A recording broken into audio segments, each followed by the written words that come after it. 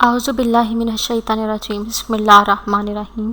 شروع خدا کا نام لے کر جو بڑا ہی مہربان نہایت رحم کرنے والا ہے۔ السلام علیکم رحمۃ اللہ وبرکاتہ۔ تمام سامعین کو ہمارے چینل کی طرف سے خوش آمدید۔ مجھے امید ہے کہ آپ سب لوگ خیریت سے ہوں گے۔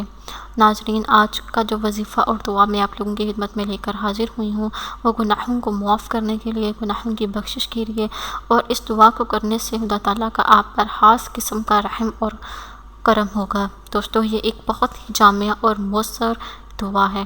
دوستو، آپ صلی اللہ علیہ وآلہ وسلم نے فرمایا، جس نے رات کو سورہ بقرہ کی آخری 2 آیات پڑھیں تو وہ اس کے لیے ہر معاملے میں کافی ہو جائیں گے، یعنی کہ خدا تعالیٰ اس کے لیے ہر معاملے میں کافی ہو جائیں گے۔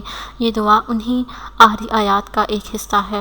دوستو، آپ لوگ یہ آخری 2 آیات پڑھیں گے تو ان کو پڑھنے کے آپ کو بہت ہی زیادہ فوائد حاصل ہوں گے۔ دوستو، آپ لوگوں کو یہ دعا بتانے سے پہلے میری آپ لوگوں سے چھوٹی سی درخواست ہے کہ آپ میری اس ویڈیو کو لائک کریں اور اپنے دوستوں کے ساتھ شیئر کریں۔ شیئر آپ لوگوں نے اس نیت کے ساتھ کرنا ہے کہ یہ ویڈیو آپ لوگوں کے لیے صدقہ جاریہ اور ایصال ثواب کا ذریعہ بنے گی۔ دوستو، آپ لوگوں نے باوضو ہو کر اول واحد 3 مرتبہ درود شریف پڑھ لینا ہے۔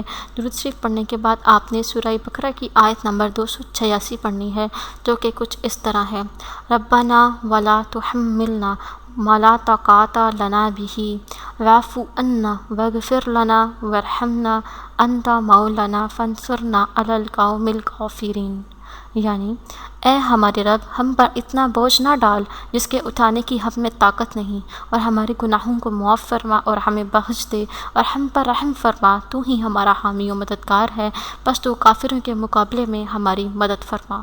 دوستو، یہ دعا پڑھنے سے انشاءاللہ تعالیٰ آپ کے جو گناہ ہیں وہ بخش دیے جائیں گے، اور اللہ تعالیٰ آپ پر جتنا بھی بوجھ ڈالا ہے اس کو ختم فرما دیں گے اور آپ کی مدد فرمائیں گے۔ دوستو، اگر آپ لوگوں کو آج کی ویڈیو پسند آئی ہے تو کمنٹس میں اس کا اظہار ضرور کیجیے گا۔ انشاءاللہ تعالیٰ آپ سے پھر ملاقات ہوگی ایک نئی وظیفے میں، ایک نئی ویڈیو کے ساتھ۔ تب تک کے لیے مجھے اجازت دیجیے، اپنی دعاؤں میں یاد ضرور رکھیے گا۔ اللہ حافظ و ناصر۔